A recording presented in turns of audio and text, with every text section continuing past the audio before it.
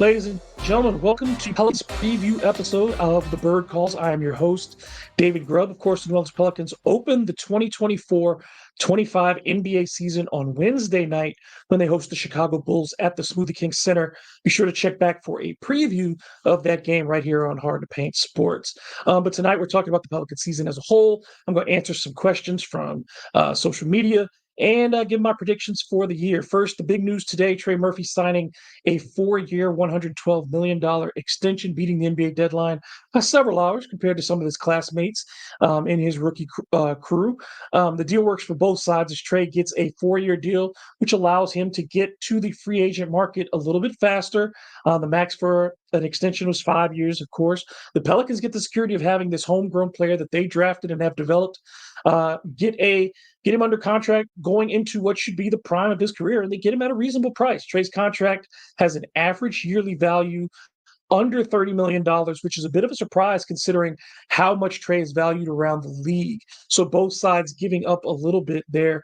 The Pelicans paying Trey a little bit, maybe what less than he could have gotten on the open market, certainly, but giving Trey that flexibility to get back onto the free agent market in only 4 years. So you have Trey this year and 4 additional years. So you're going into, almost his year 30 season as a player with him under contract. So you should be getting the best of Trey as a New Orleans Pelican. Of course, Trey recovering from an injury to his right hamstring. We'll see how quickly he returns to the lineup. But again, let's give David Griffin and the Pelicans front office credit for getting this deal done, a deal that works fantastically, I think, for both sides. Pelicans could be down a different starter when they do face the Bulls on Wednesday. DeJounte Murray missed practice on Monday due to personal reasons. Head coach Willie Green says the Pelicans are hopeful at this stage that Murray will be available for the season opener. But if he is not, that is a major blow to this team that has actually gotten off in the first 2 games of the season in the last 2 years to good starts. They won their first 2 years ago. They won their first 2 last year, though they only finished 4-6 out of their first 10 games. But winning on open night has been something the Pelicans have been able to do the last couple of seasons. Going at the Smoothie King Center against the Bulls, they'd like to get off on a good foot before they go on that 4-game road swing where you get 2 games in Portland and 2 games in Golden State. You'd like to get, DeJounte in the fold, playing in a real game with this lineup that is already without Trey Murphy III. So hopefully, whatever the situation is, obviously it's a personal situation, so we don't know the details of that, but hopefully it gets resolved for the best, and DeJounte is able to play on Wednesday.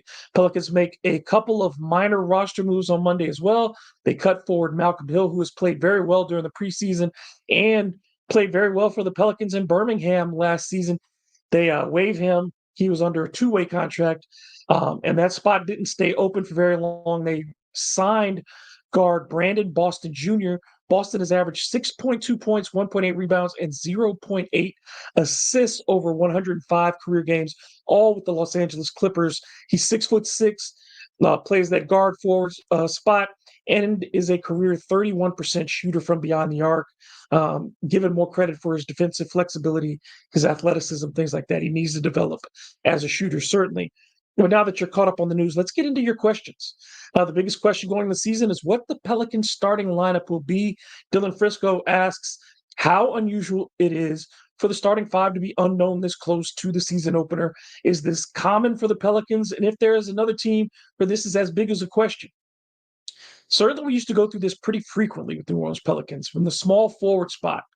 And I'd say in particular, the later stages of Monty Williams' tenure with the Pelicans and pretty much throughout Alvin Gentry's time with the Pelicans, the starting small forward job was something that was a question mark going into each one of those seasons. So you didn't really know who was going to be the starter, whether it was going to be a guy like a Dante Cunningham, whether it was going to be Solomon Hill. I mean, it was just usually, let's say, not great options to the point where, Etuan Moore was playing a lot of minutes at small forward for the New Orleans Pelicans at one point in his career.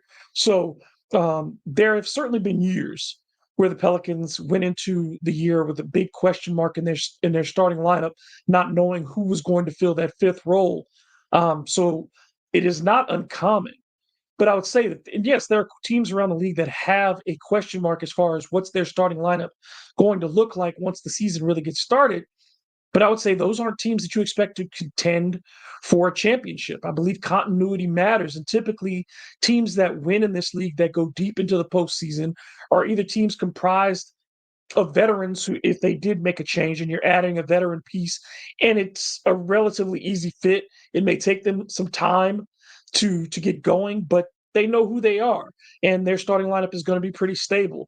And then you have teams like the Philadelphia 76ers who know who their essential starting lineup is, but will have to adjust that on a nightly basis because you're going to sit out a Joel Embiid. You're going to sit out a Paul George on certain nights to give them rest. So you need to be flexible in your starting lineup that way.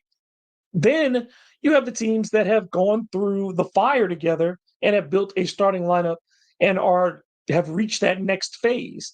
And maybe they've tweaked their starting lineup positionally. But I think with the Pelicans, I think the concern that people have is not just the fact that the lineup is a question mark. It's that no matter what, you're going to go into the 2024-25 season having never seen that group play together.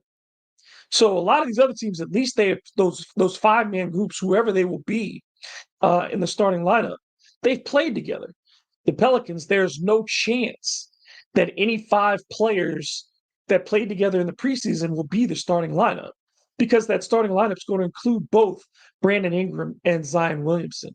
So I think that's where the concern comes in for a lot of fans, and it's understandable that we have not seen what this starting lineup could do. And to compound that, you have a change in philosophy. You're playing a completely different style of basketball than what you've played for the last few seasons. So you're asking your team to do something different with a group of players that is different. And not only did you change your starting lineup, you're making significant changes. You didn't change center for center per se. You didn't change small forward for small forward. You're asking people to play different positions, different roles, and you eliminated a very stable part of that lineup for the past 3 seasons in Jonas Valanciunas. So that's where the question comes in.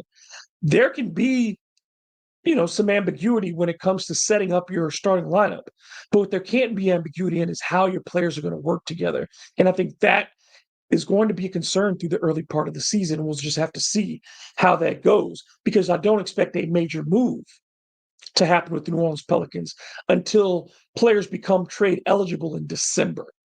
So anytime before that, in the 20 plus games that the Pelicans are going to play through October and into November and into early December, you're not going to really know who this team is because I think there's going to be a change made. But we shall have to see. The King Kings Diehard Saint 21 asked what my starting 5 looks like in my first 3 off the bench. All things being equal, if everybody's healthy, my starting 5 is DeJounte Murray, Herb Jones, Brandon Ingram, Trey Murphy, and Zion Williamson. I think you get your best 5 players on the floor that way. With Trey gone, my preferred starting lineup would be DeJounte, CJ, Herb, Ingram, and Zion, because I think you have to have at least one shooter on the floor for this team at all times. And the only volume 3-point shooter you have on the floor that's done it over the last few years, and certainly throughout his career, is CJ McCollum. You're hoping that Brandon Ingram gets back to the guy who he was during his first 2 seasons with the Pelicans. You're hoping actually that DeJounte, while you keep his 3-point frequency fairly high, I think you want his overall shots to decrease, and we'll talk about that more later. But I think that balance in the starting lineup, you have to have at least one shooter, and that's either going to be Trey or CJ when they're healthy. One of them has to be on the floor in that starting lineup. As far as the other part, I don't think I'm going to go with my first 3 off the bench. I need to talk about my first 4 because I think an NBA team goes 9 deep when it's at its best. So my 9-man rotation, again, for all things considered, when everybody's healthy, my starting lineup: Herb, Ingram, Trey, and Zion or DeJounte, and Zion, excuse me. And then my top 4 off the bench would be CJ, in that case, Jose, Hawk, and Yves Missi. And yes, I'm taking Missi over Daniel Tice at this stage because I think his upside is higher, and I think he gives you the only thing you don't have. Look, Daniel Tice, can be a solid defender, and that's certainly fine, and there are going to be moments when he's necessary. But if you're asking me the top 4 players off the bench, I would rather have Messi in that group because he gives me both length and athleticism. He can block shots. He can be somebody who runs the floor with my starters or with my first set of reserves. He can run the floor and be a problem in transition, either as a lob threat, as a guy following up misses, or who can give me second chance opportunities because there aren't a lot of guys on the floor who can do that for the New Orleans Pelicans. So I'm taking Messi in that top 9. While Trey is out, then it's Jose, Hawk, Messi, and Javante Green. He say, "Oh, well, you kind of being disrespectful to Daniel Tice." I'm sorry. Again, if we're going to play small ball, if the Pelicans are going to go all in on this, then go all in on this. Javante Green is very short compared to other wing players in the league. He's 6'4". He doesn't play the 2 spot, primarily plays the 3, and he's even played some 4. But you saw how active as a rebounder he was during the preseason. So I like him. I like him as someone who could shoot the 3, and he's going to defend. He could create some problems in transition. And for the Pelicans, pressure to me is where they need to hang their hat defensively. They need to be a team that creates a lot of pressure, and as Willie Green says, creates havoc for the opposing team. And the only way they do that is not by playing Daniel Tice on the back end of this defense. Again, situationally, you're going to need him because he's a veteran, he's a big body. You're going to need him. But if I'm talking about the top of my rotation on a night-to-night basis, how am I going to win basketball games, embracing this philosophy, then I think Javante Green is the better fit, and he becomes my 11th man when this team is healthy. Also, what does growth look like for Willie Green this season, and what are markers of success improvement in the first 10 games? I think in the first 10 games, if I'm going to take that part first, in the first 10 games, what you want to see out of the Pelicans is a commitment to their philosophy. A commitment to their philosophy. If you are going to play this way, then you've got to play this way. You've got to be committed to running the floor. You've got to be committed to creating turnovers. You've got to be committed to shooting 3. If you don't see that in the first 10 games, it's not going to happen game 25. Like, it may get better over the course of the season. But if guys are not bought in from day 1, they're not going to become bought in on day 21. So I think that's what you want to look for out of the Pelicans. How bought in is this team early on? And for Willie Green, quite frankly, Willie needs to get into the playoffs. I think for his best, the best circumstance would be that the Pelicans end up as a top 6 team, avoid the play-in entirely. And then you want to, if not win your first round series, you need to go deep into that. It needs to be a 6 or 7 game series. But again, at this stage, year 6 of Zion Williamson, year 6, you've not won a playoff series. It's time to win a playoff series. At this point, being the 8th seed in the West does nothing for you. It's not enough for your fan base. It's not enough for ownership. It's not enough for the front office. And it can't be enough for Willie Green. I think Willie Green understands that. That doesn't necessarily mean the Pelicans are going to win more games this year than they did last year because the West is that strong. You could have a better team overall and not win 49 games like you did last season because you're trying to avoid actually some of these ups and downs that you had. The Pelicans are a team that got off to a slow start last year, 4-6 out of their first 10 games. First part of the season, they were pretty good. Then down the stretch, those last 20 or so games, they really found who they were and started playing great basketball as Zion Williamson ascended and became the best version of Zion Williamson. Trey Murphy was back. Remember, he had his early injury troubles last season. Herb Jones had gotten out of his shooting slump. CJ McCollum had embraced his role. So I think that is very important to see out of the gate again. Ultimately, Willie's going to be judged on results. That's how coaches are judged in the NBA. And Willie Green needs to start winning at a level. And I don't think this is something that Willie Green would be shocked by if somebody says it. 4 years in, a playoff series win, I think, is going to be something that people are looking for. The Pelicans have been consistently listed as a dark horse team year after year. Well, the horse got to brighten up at some point. And the Pelicans need to get out of the first round of the playoffs and start showing that if they're going to invest, luxury tax dollars in this team. That if they're going to invest in keeping players that fans want to keep and not necessarily make some of these trades that are getting talked about, then you got to win. That's what you have to do. And that is a direct reflection of Willie Green. And I say that with James Borrego sitting to his right on the bench. If this team does not embrace the philosophy, I would not be surprised that if Willie Green were moved and you went with James Borrego to implement this offensive style, because this team has to do something. It has to. Another one of the questions, what's up with Carlo Vakovic? What happened to him in the preseason? Will he crack the rotation?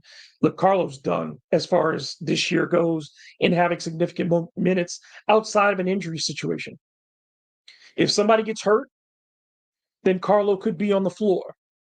But you didn't hear a lot about Carlo from the front office, other than his workouts.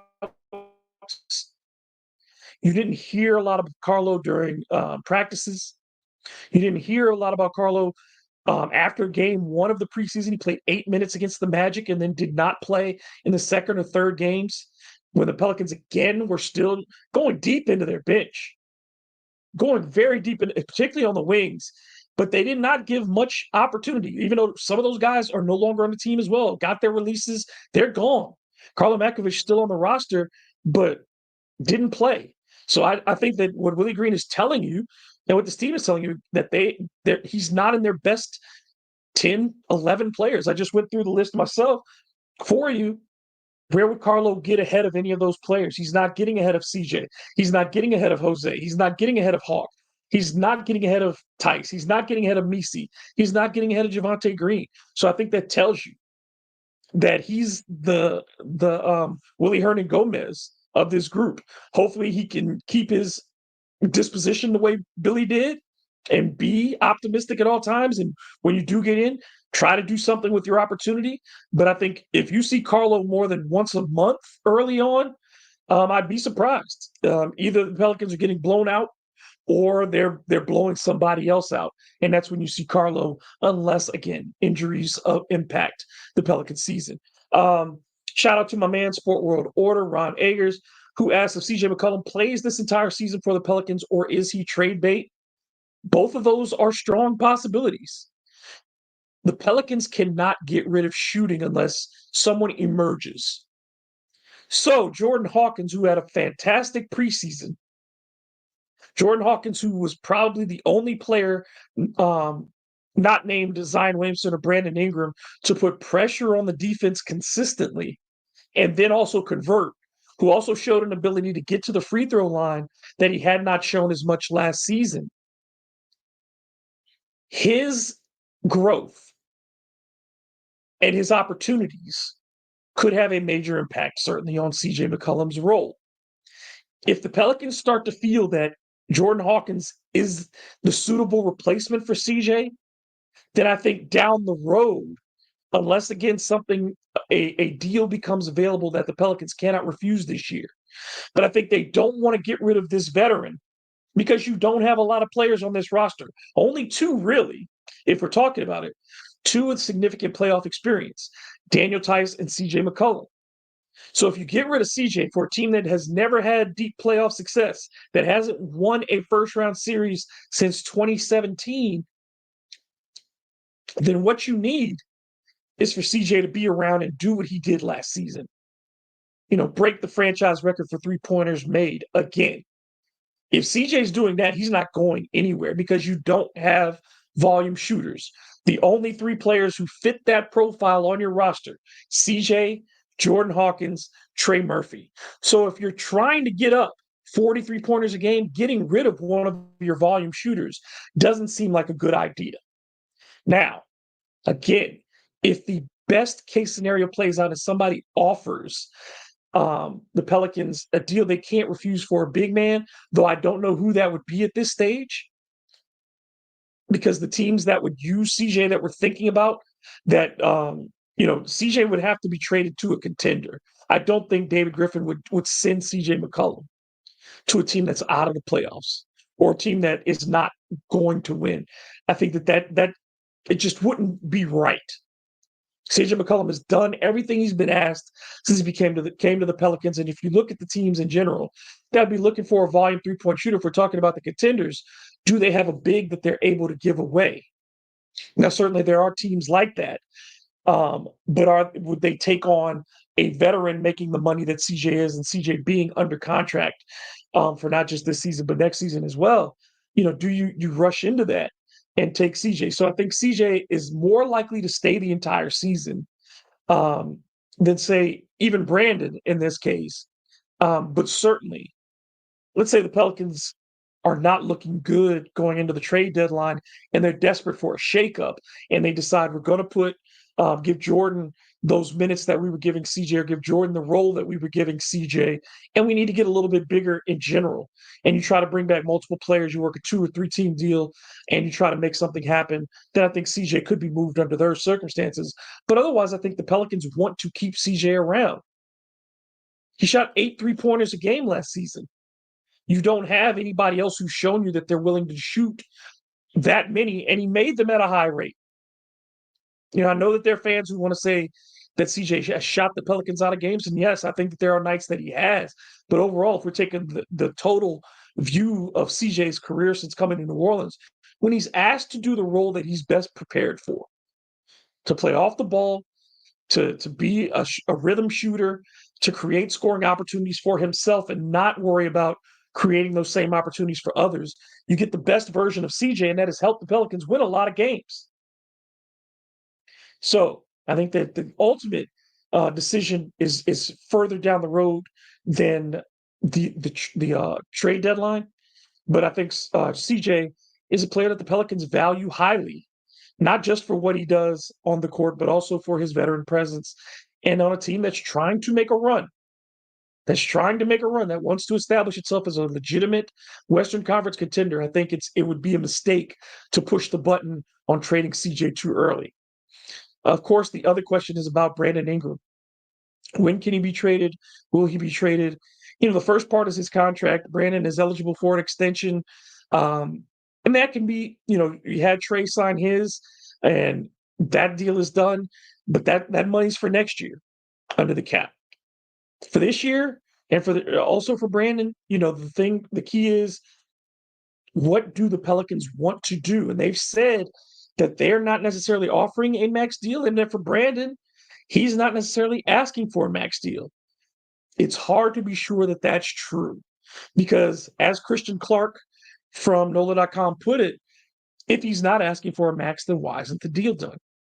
And I think that the ultimate answer to that is that the Pelicans are not ready to commit long-term to Brandon Ingram. Why is that? Because his timetable and Zion Williamson's timetable are no longer the same. And if your best 2 players are not on the same timetable, if your best 2 players don't view themselves in the same way, and I think Brandon views himself as a lead player, and I understand why he does, because in 3 seasons, he pretty much was the lead player. 3 of the last 5 seasons, he was the lead player for this franchise. So I get it, why he views him. The franchise tried to make him and give him that title of the best player, of the franchise player, and asked him to seize it. Unfortunately, he didn't do so to the scale that all of us would have liked, for whatever reason. But now, Zion, especially what he showed you down the stretch last season, Zion seems ready to take that role of lead player on. He looks his best physically as we've seen him since he came into this league. He seems more at ease mentally than we've seen him since he was at Duke. Zion Williamson is ready to become your franchise player. And once you have an understanding of who your franchise player is, you build around your franchise player. In Philly, they build around Joel Embiid no matter what. In Milwaukee, they build around Giannis Antetokounmpo no matter what. In Golden State, in Denver, in Minnesota, whatever you're doing, you are building around your franchise player. You are trying to make the game easier for your franchise player. And the problem is the Pelicans now have 3 players in their starting lineup who all like, in general, the same space on the floor. They may get there in different ways, but they all like the same areas on the floor. Zion Williamson, he wants to be a face-up player. He is not a power forward. He's not going to post up a lot. I think the Pelicans have to find ways to post him up because you've got to create that offense, that balance, somehow make teams react to him because he can score so quickly. But if you're asking to run the offense through Zion in the post, that's not going to happen. He's going to face up more times than not. So he's going to operate in the middle of the floor or attacking from the wings, going to the bucket, and things happen off of his drives. They're not happening off of his post-ups. For Brandon Ingram, again, in his one preseason appearance, yes, he shot 3 threes, but you also saw a lot of dribbling. You saw a lot of working for those spots on the floor where he feels comfortable. And it's very effective for Brandon.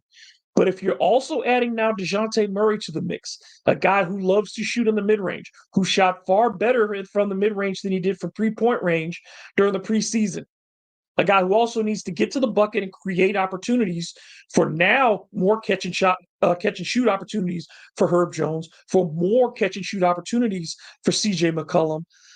You need him to have the ball in his hands to be the point guard. The Pelicans have not had a traditional point guard, and DeJounte needs to go back to that guy he was in San Antonio, where he was almost putting up a triple-double, 20 points, 9 assists, 8 rebounds a game. That's where he needs to be. And if he's going to do that, the ball has to be in his hands. That means the ball's not in somebody else's hands. So if it's not in DeJounte's hands, whose hands does it need to be in second? Second most needs to be Zion Williamson. That means Brandon will get the touches, should be, if the hierarchy is going the way it is, even in a heavy ball movement offense that this is supposed to be, where it's a lot of attacking, a lot of kicking, and a lot of catch and shoot opportunities if it's running properly. If it's at that, and Brandon is cut out from the dribbling portion of this because there ain't but 24 seconds on the shot clock. If the Pelicans are doing that, that means that you've got 3 guys who want to be in the same area who cannot be. And they have to change their games in some way or another. For DeJounte, you're asking him to go back to whom he was. For Zion, you're asking him to emphasize the things that he already does and continue to do those well. For Brandon, it's a weird place to be in. It's a very weird place to be in because it's a hybrid almost of 3 things that you're asking him to be. You're asking him to be the three-point shooter he was during his first 2 seasons with the Pelicans. The guy who got up 6 three-point attempts per game. You're also asking him to be more of a catch and score guy in the middle area. He cannot dribble as much as he has when all 3 of them are going to be on the floor. So you're asking him to get into his position and get that comfort to get a shot up or to put pressure on the defense very quickly. He's got to be extremely decisive with the basketball. So that's a little bit new for Brandon. There's no surveying. There's not time to survey the court because, again, you're going to be attacked by size in a lot of these circumstances. So the ball's got to move quickly. Then the third part is you're asking him to get to the line pretty frequently. You're asking him to get to the line frequently because he's got to put pressure on the rim. So it's a very different kind of Brandon Ingram you're asking for. I don't know if that's enough, if that's fair to ask him to do all those things. Like I said in the last pod, it's not a question of what Brandon Ingram is capable of doing. We know what Brandon Ingram is capable of doing. He's capable of doing a lot. He's capable of scoring 25 points per game. He's capable of dishing out 6-7 assists a game. He's capable of rebounding 6-7 times a game. He's capable of steals. He's capable of blocks. He's capable. What is he willing to do in this offense and for this team to make it better? That will determine whether or not Brandon is going to be traded. That will determine it more so than the money or anything else. Because I think if he does those things, you find the money. If Brandon does everything that he's asked and the team is winning, the Pelicans will find the money because then they feel that you're giving David Griffin the reason to go to Gail Benson and say, we're ready to pay the tax. Pelicans have never paid the tax. That is the famous line, is that the Pelicans have never paid the tax in their history. Why would they start paying it now? Because if they don't feel like they're a winning team, if you don't feel like you're chasing a championship, and champions pay the tax. If you're not willing to pay the tax, that says you don't believe you have a championship team yet. If Brandon does the things that he's being asked to do at a high level, then you have a team that is potentially worth paying the tax if you could figure out that 5 spot. If he cannot do those things, if it just doesn't work, and I'm not saying that's Brandon's fault. Sometimes things don't work. If it just doesn't work, it could be on DeJounte. DeJounte may not work. I'm not going to give DeJounte a free pass in this. DeJounte may not work. If it doesn't work for somebody, then that means chances are Brandon still has to go because you have DeJounte under a very team-friendly contract for 3 more years past this. You've got Zion under contract for years past this. You've got Trey, you've got Herb signed for years past this. So these 4 components are locked in. Brandon becomes the chip that you use to flesh out those areas of redundancy that you may have on your roster and fill out the areas of weakness that you have on this roster, namely in size and strength. So I think that the Brandon Ingram question is going to linger over this franchise. Don't even let an extension signing, if some point during the season an extension gets signed, don't let that make you believe that Brandon is not going to be traded either. Like it's going to be about what happens on the court.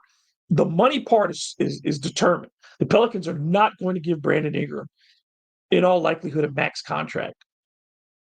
It just doesn't seem like that's going to happen. If they do agree to terms, it's going to be for less than a max. But even if Brandon signs, that is not a guarantee that he will be with the Pelicans next season. All right, let's look at a couple other things. We talked about the offense for the Pelicans. And the big thing is, look, the Pelicans averaged 87 shot attempts per game last season. This season, they got to get that number up closer to 90. The best offenses in the NBA last season, we're talking about Indiana, we're talking about the Celtics, we're talking about the Thunder, Bucks, Hawks, teams that scored the most in the league last season on a consistent basis, averaged between 89 and 93 field goal attempts per game. Pelicans got to get that tempo up. They got to get that pace up. We did not see that in the preseason. Pelicans were not on pace to get to 93 field goal attempts per night during the preseason. So that means they've got to increase that, and we'll talk about how they do that defensively in a second. And they're also, of course, targeting 43-point attempts per game. Last season, the Boston Celtics were the only team in the league to reach that number. They shot 42.5 threes per game. Dallas, Sacramento, and Golden State all averaged 39 plus. So the Pelicans need to get to that number. Offensively, that breaking down how they get to the 3-point number, they're getting to 40 attempts, which more than likely is somewhere, they probably get to somewhere around 36, 37, which was a really good number for the Pelicans last year. 36 is a sweet spot. So if they can get to 36 plus 3-point attempts per night, I think they're in a good place. How do they do that? That means DeJounte is giving you 5 threes a night, attempts. Herb is giving you 3 attempts per night. He gave you 4 last year. I think his shot attempts, he averages around 8 shot attempts per game for his career, a little bit less than that. I think it probably goes down closer to 7 this year because you have so many more guys who need to get shots now. So we'll see how that goes. But let's say even if Herb is getting 8 shots a game, staying consistent with that, if 3 or 4 of his attempts are 3-pointers, that's where he should be. Herb is in that spot. There's no mid-range jumpers for Herb Jones. It's either drives to the bucket. It's either finishes in the fast break or it's catch and shoot corner threes for Herb Jones. Jordan Hawkins, this is your wild card. Because for Jordan, I had to, I looked at his best games last year that were not starts. Because obviously he's not going to play starter minutes if everybody's healthy. But when Jordan comes off the bench and had big nights, he typically got around 12 shot attempts per night, 11 to 12 shot attempts. If he's getting 10, half of those have to be threes. So let's say he gets 10 shot attempts per night coming off the bench, 5 threes. So that gives you 5 from DeJounte, 5 from Hawk, 3 from Herb. That's 13 so far. All right? 13 out of 40. We're shooting for 40. If we come up short, that's fine. But we want to be close to 40. Trey, his best games, 12 shots or more. When he got 12 or more shots, Pelicans, very good team. So let's be conservative with Trey. Let's give him 13 shots. Let's give him 13 shots consistently. For Trey, if he's getting 13 shots, 6 or 7 of those become three-pointers. Half his shots, right? That's what we want out of Trey. So we'll call him 7. Let's call it 7. So now we're up to 20 already. We're up to 20. We're halfway there. Got a lot of players left to go. So that gives us Jose is going to come off the bench. He gets 5 or 6 shots. That's Jose's nature. 5 or 6 shots a night. Half of those are threes. So now we're up to 23. CJ gave you 8 last season. I see no reason to change that. So let's take those 8. Now you're up to 31. Right? We're up to 31. We're getting close. Zion, we'll call it 1. We'll call it 1. So now you're 32. All right? Then Tice will give you 1. He's probably going to play minutes. So Tice gives you 1, 32.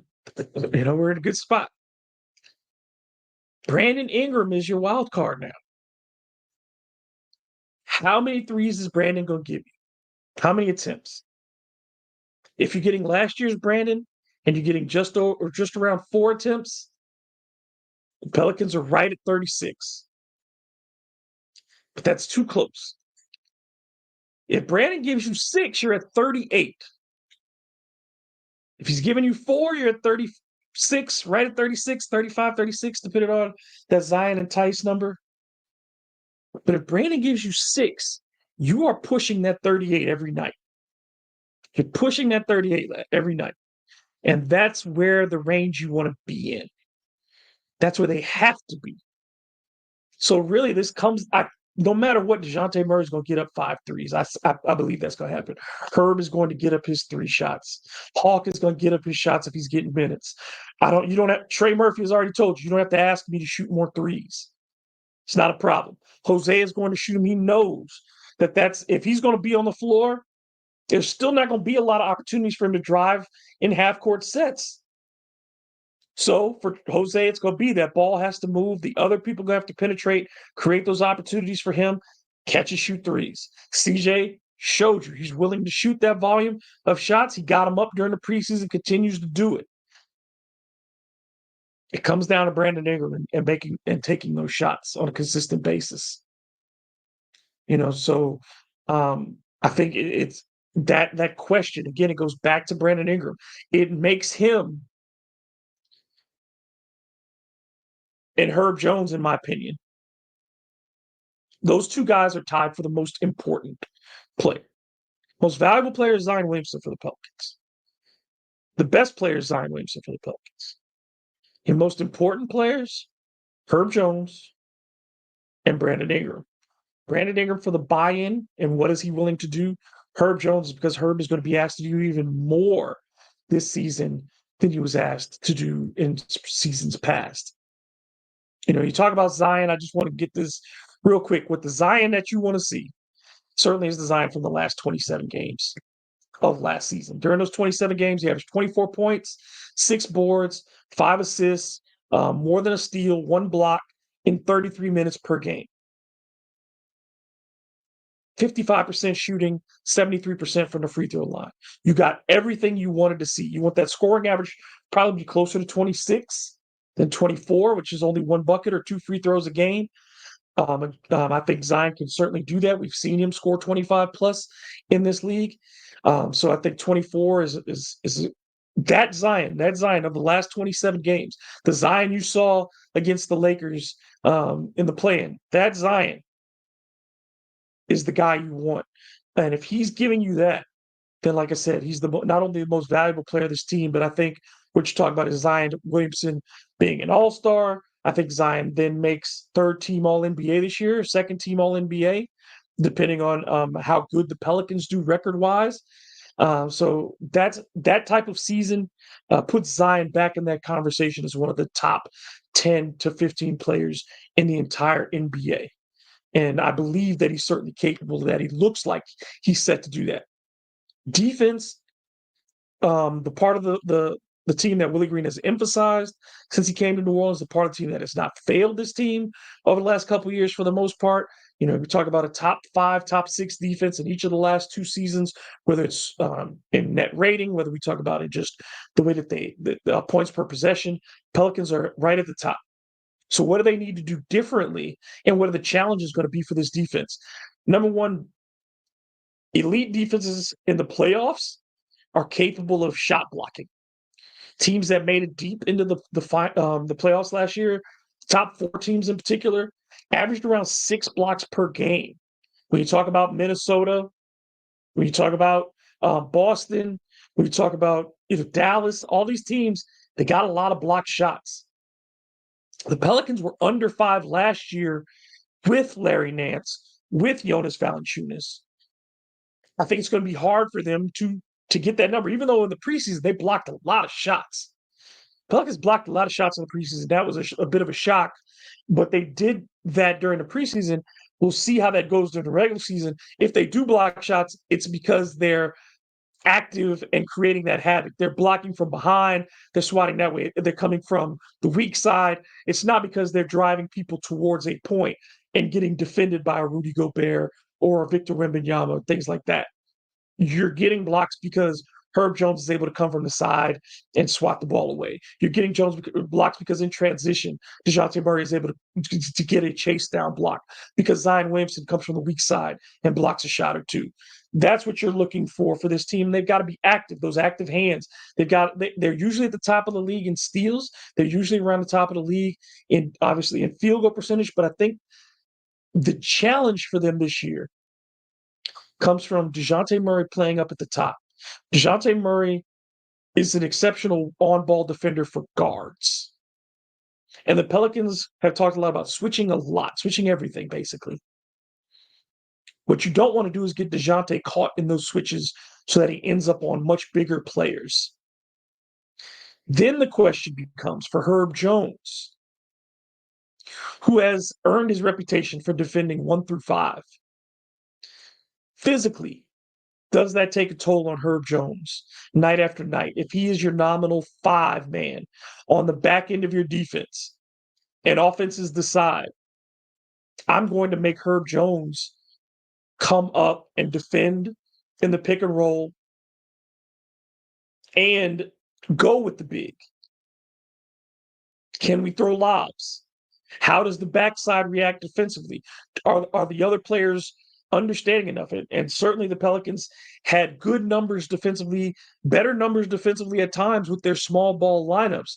But it's a much different thing, and we've talked about this before. It's much different to do it for minutes at a time, versus doing it game in and game out, and teams knowing this is what you're going to do all game long. I think the question is, how does either side impact the other? Because there's no situation where you can disregard one's impact. But for the Pelicans, which will have the impact on the other more is going to be really interesting to see, particularly earlier in the season. Does the defense impact how the offense plays, or does the offense impact how the defense plays? Because I think what Willie Green is going to do is find ways to speed up their opponents.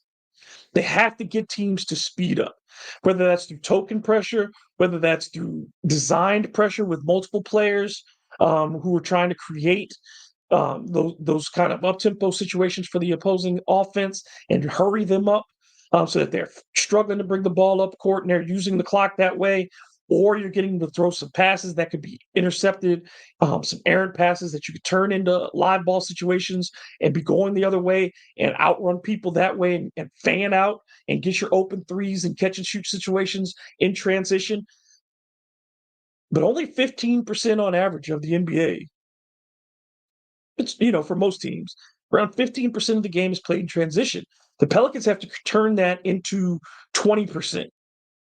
The Pelicans have to turn these games into track meets every night, because it's not just that they're small, they are incredibly small in the post. When you talk about the other teams that played small, again, by reminders, if we're going to compare this team to the Golden State Warriors, they don't have a Draymond Green up front. They don't have a Mooney. You don't have an Andrew Bogut. You don't have someone to turn to when other teams are getting really physical? Who do you use as a starter level player, not as a guy coming off the bench who you just hoping can hold on like a Daniel Tice, not an overmatched rookie in Yves Missi. You don't have someone to turn to. And so my position on the Pelicans is like this is like a relief pitcher in baseball. A relief pitcher could come in and have one pitch, and it can work for one inning, it may work for two.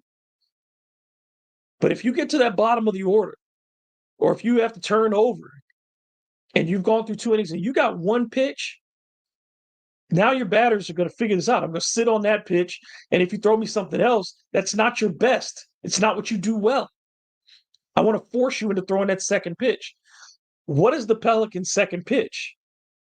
Because there doesn't seem to be a plan B. And I'm not saying that's something that's going to destroy their season, but it's a reality. There is no plan B. You can't decide tonight with this roster as currently constructed that we're going to be big tonight. You can't just decide that. What are you going to do? You're going to start Daniel Tice and Yves Missi and Zion Williamson and be like, we're going to go big tonight? No, you can't do that. So you have this one set of ways to play basketball. Yeah, there's one way to play basketball, and you don't have a second option. And that could be a disaster for the New Orleans Pelicans. And it just feels like, again, when you're talking about the Pelicans year in and year out, it just feels like they are a vat of or a combination of toxic chemicals that if you mix them right, they don't kill anybody. They do something really cool. You know, they may cure a disease, they may do that. But if you mix them slightly wrong, it's going to explode and blow up the whole building. And that's what it feels like with the Pelicans. Everything has to go right. Everyone has to stay healthy. Everyone has to buy in. Shots have to get made. Guys who don't take shots normally have to take shots and make shots. Guys have to defend at a very high level, night in and night out. And you can't really hide. This is one of those defenses where everybody has to be on a string constantly. If there's a weak link, it can be exploited really badly. But we shall see. My prediction for the Pelicans this season is that they go 45-37. I have the right to change my mind if the roster changes. But right now, that's where I feel. I don't think they'll win as many games as they did last year. I think the West is better than it was last year. I think the East is better than it was last year as well. And yes, you could say, well, they didn't, they're not going to blow 24 games where they're trailing in the fourth quarter. But then who knows how many games they're going to be trailing in the fourth quarter. And that only matters once the season is done. The fact of the matter was the Pelicans struggled in clutch situations. That could still happen this year. Because if you can't get stops, or if you can't make shots, or if teams are getting to the foul line like they did in the preseason, or if teams are beating you in transition the way they did in the preseason, or if they're killing you in the paint like they did in the preseason. Again, that's only the preseason, but we've seen 3 straight bad preseasons out of the Pelicans and 3 straight poor starts. 10-20 combined over the first 30 games of the last 3 seasons. 1-9 3 years ago, 5-5 2 years ago, 4-6 last year. With a difficult schedule out the gate for these first 10 games. Everybody says, oh, the Pelicans got a favorable schedule. How is it favorable? Show me how the schedule's favorable. You're home against the Bulls team that you lost to twice last year, that is getting back Lonzo Ball, that is getting back Zach LaVine, that has Nikola Vucevic, who has had very good games against the Pelicans, Kobe White, who's had very good games against the Pelicans in the past. A team that wants to run too. Says, great, we're going to run tonight. Let's all run. Fantastic. You go to Portland, we want to run too. Let's run. We're all going to run. Again in Portland, a young team that has a big in DeAndre Ayton and some young bigs on the back end of their roster who also can play. And a Jurkic, who has a veteran who has shown that he can play basketball. So then you take it on, you go 2 games in Portland, and you go 2 games of back-to-back in Golden State. How likely is it for any team to win a back-to-back in Golden State? It's not an easy thing to do. So can the Pelicans do that? Then you come back And it's games, another game against Portland, another game. You got the Pacers, the fastest team in the league last year. And you talk about the Pacers, their contrast is that size. Up front with Miles Turner, up front with Pascal Siakam, with shooters on the outside. Okay, let's run. Another team that's happy to run with you.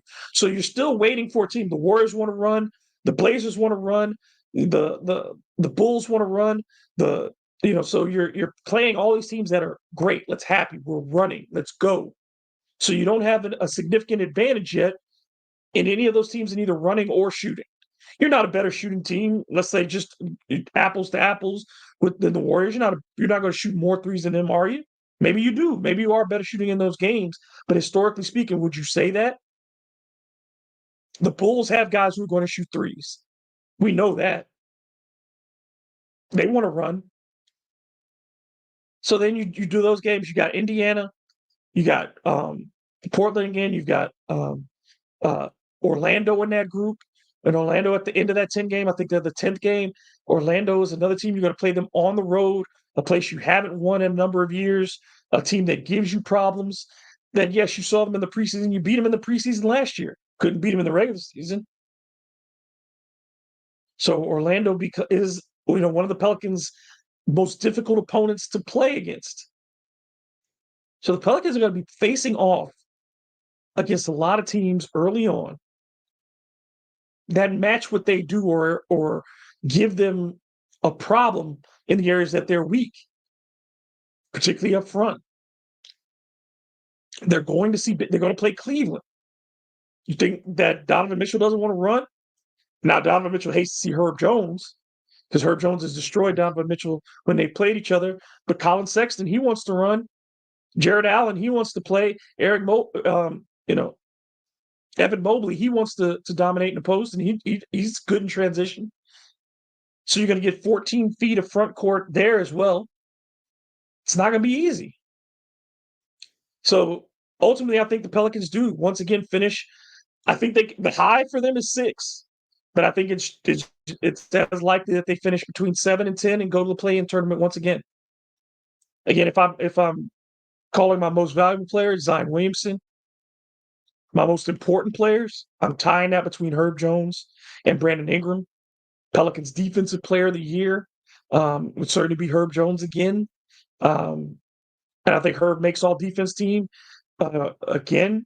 But I think Herb is hurt in that Defensive Player of the Year just because they're again, you saw Herb was the only guard who made the first team all defense last year. And I think Victor Wembanyama, if he gets that kind of development that we all expect for him in year 2, between him, Rudy Gobert, guys like that, I think it's going to be hard for Herb to still get that Defensive Player of the Year award as a perimeter player. It just tends to be a big man's award, but I think Herb makes all defense. That's not me stepping on a limb. That's nothing impressive to say there. I do think Trey Murphy has an outside chance at most improved player, but he's going to have to get more minutes. If Trey is going to win most improved, his numbers have to increase statistically enough to make it noticeable. And last year he was around a 14, 15 point per game guy, which is what you're going to be if you're the 4th option on this team. And he could be the 5th option depending on how the hierarchy shakes out and what happens with this roster. So it's going to be hard for the Pelicans to get a lot of individual award winners on this team. And I think the league is so stacked. If you're not a top 2 or 3 team as far as vote getting goes or in record, you're not going to get multiple All-Stars. So I think Zion gets an All-Star bid, but it's hard for a second Pelican unless they are one of the top 3 or 4 teams in the West. As you approach the All-Star break, it's going to be really hard for them to get a second All-Star. But I think statistically, other players are going to have to take a step back from what they've traditionally done in order for this to work. You're not going to have 4 20-point scorers on this roster. In the past, you have 4 guys who have been 20-point scorers. You have 5 guys who are currently capable of giving you 20 points a night, but that's not going to happen. So you have to have some type of hierarchy here. If the Pelicans are in the range of 117, 120 points per night, that's where they really need to be. This team needs to be one of the top 5 offenses in the NBA in all those ways, in pace, in scoring, in shooting percentage, in 3-point attempts. That's going to be the tell on the offensive side. But those, again, I think that those things are so well linked between the offense and the defense for the New Orleans Pelicans. Can they get both of those things going to where they're creating turnovers and those are turning into easy shots? That is the question. But that's where I am on the Pelicans. We'll see. We start on Wednesday. We'll find out what this team is looking like currently. I think they'll, again, what you see on Wednesday will not be what you see on game 82, for better or for worse. This is just a preview in a lot of ways, even though the games count. But you want to see this team come out against Chicago Bulls and get a win at home in front of this fan base, which has high expectations for this team, and rightfully so, after all these years. You need to get off on a good start. Willie Green has talked about how important it is for this team to get off a good start. And historically, for the Pelicans individually, getting off to a good start has typically been a key for them. They have never had a winning season. No, excuse me, once. Last season was the first time in franchise history that they had a winning season where they didn't get off to a 500 or better start in their first 10 games. They went 4-6 and of course won 49 games. Last year was the first time in franchise history that it ever happened. And they've only made the playoffs twice when they had a below 500 start. Both of those under Willie Green. Obviously, the first year where they started 1-9 and got off to that horrible start for the Pelicans, 3-14, whatever. And come back and make the playoffs with 36 wins. Ain't nobody making the playoffs with 36 wins this year. So you can put that out of your mind. But last year, again, 4-6, and then went 49 and make the playoffs as the 8th seed after the play-in. So though it has happened 2 out of the last 3 years, don't convince yourself that it's going to happen again. That is a statistical anomaly rather than something that you want to bank on. So I think that you need to see the Pelicans. If they can win 3 out of those first 5, then you've got a chance to winning 5 out of those first 10. But they have to win 3 out of those first 5, with 4 of those being on the road. So win against the Bulls, get that split against Portland and split against Golden State. If you could win 3 of those 4, then you're in even better position. If you come out 4-1 with those last 5 games all being difficult matchups. I forgot to mention the Hawks in that group. But those last 5 are all going to be difficult matchups. And teams that are going to test you in different ways. If you can win 4 out of those first 5 and you put yourself in a position to be 6-4 after 10 games, and hopefully by the end of that 10, if not sooner, you're getting Trey Murphy back into the rotation. Hopefully DeJounte Murray is not missing multiple games. Hopefully he's back as of Wednesday and has resolved his issues, and you can get off to that good start. Then maybe we're having a different conversation in a month. But they absolutely have to get off to a good start. Again, we will have a game preview for you on Wednesday before the game. You'll be able to watch that. You'll also be able to read it on thebirdrights.com, so make sure you do that. Continue to send in your questions. Continue to like, subscribe, and share the podcast wherever you can, whether it's you're watching it on YouTube or whether you're listening to it wherever you get your podcasts. Thank you for your support. For the Bird Calls, I am David Grubb, and in the words of our good friend Preston Ellis, let's go Pels.